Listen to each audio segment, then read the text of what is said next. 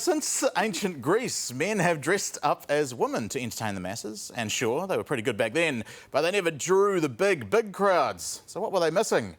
Maybe an Irishman dressed as a nearsighted old lady in a purple frock and orthopaedic shoes, that's what. What, Winnie? It says here you need a visa to enter Jordan. Jesus, she's getting fussy. Mrs. Brown is the Irish mammy who hitched up her skirt, took over television and then took over the world. After picking up stacks of awards and millions of fans, Mrs. Brown has turned her attention to other projects, including her love life. Remind me again. The knickers, the tongue. The skinny bits go to the front and the back. The back! I frickin' I knew it. With a movie and a chat show under her belt, life has been looking pretty peachy for the Brown family. How long have you had this headache? 20 years. And he's not just a headache, he's a pain in the arse. A live tour has just rolled through Christchurch, now heading to Auckland, and the man behind the cardigan, Brendan O'Carroll, is here to tell us the way to Mrs. Brown's heart.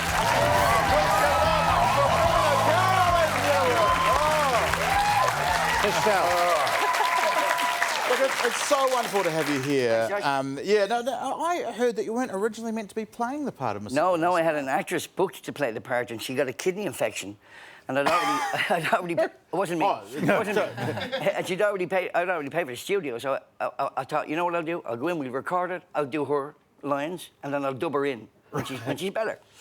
So when I went in, just for a bit of authenticity, I did the, hello, son, come in, sit down. And when we were doing the editor hadn't seen the recording, so he said, who's the actress playing Mrs. Brown? I said, Jonathan, please. Seriously, it was me. And he went, really? You got to keep that voice. He said, that's classic. And that's how she ended up being. What's that actress doing now? I don't know. I never talked to her again. Hey, now the show in Christchurch was fantastic. I know this because my family was sitting a few rows from the front. They were very excited to see you. And it's all about Mrs. Brown finding love, this show. Yeah. How does she do that? She never really thought she wanted a man. Yeah. She always believed that, you know, God made her a widow on purpose. That was, you know, thank God.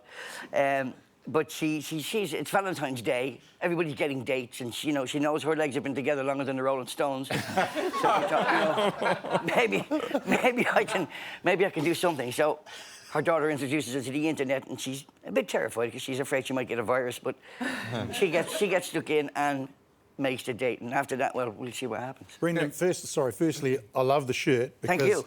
It's the first interview subject we've had where we don't have to remember names and things like that. But it's not there for me. We got 35 of us on the road, and we all have yellow shirts, so I just want to make sure I get mine back. So, to be honest, you don't look a lot like Mrs. Brown. Oh, thank you. Have you ever been in the situation where someone's been like bad-mouthing the character and you've been there and they haven't realised it's you? No, because I'd have to hit them then. No, but I have lots of times, many times. They recognise my wife Jenny as playing Kathy. And many times we've been out and they see Jenny and they go, oh, hello, Kathy, can I get a photograph? And they'd hand me the camera. And I go... Has Mrs. Brown changed much over the years? The character changed? I think she's changed a little bit. I think she's got a bit... I think television has made her a bit more... on top of it, like she's somebody else. It's made me a bit more conscious that we've got to nail it every time. You know, where in the theatres, you know, there's a great Irish actor said that of your 6 performances in a week, you'll have 2 great performances, 2 okay performances, and 2 dreadful performances.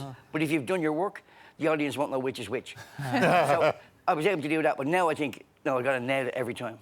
Now, in that package we saw before you came on, we saw the fantastic show where last year you basically made out with James Blunt. Can we see that one more time, just in case you missed it? It was a... Here we go. He's really rushing it. He's rushing in there. Way to put your hand. Was this the beginning of you finding love? Is that what it's Well, like? there's 2 things about that. Number one, I wasn't expecting it, obviously. And you can see my wife is in the shot there, and she was so shocked.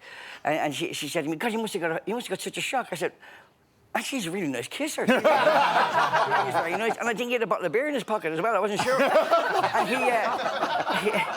he also... We then had we had another band on after that a couple of weeks later, and the lead singer in that comes up, Ricky, and he the Kaiser Chiefs. And Ricky's and I'm interviewing him, and he grabs me and tongue kisses me. He tongue kisses me, and I said, what is this? And he said, well, I was talking to James Blunt last week, and he said, if I get a chance, give you a kiss. Go on then, Tomo. Get stuck in, mate. Hey, well, listen, I've already got... You've got James on tomorrow, don't you? We do, we do. Well, please tell him I love him, and I... Pass that on. We'll pass that on. The show has already rolled through Christchurch, but you can see For the Love of Mrs. Brown from Wednesday to Saturday this week at Spark Arena in Auckland. Authentic tickets only, please. Please thank Brendan O'Carroll.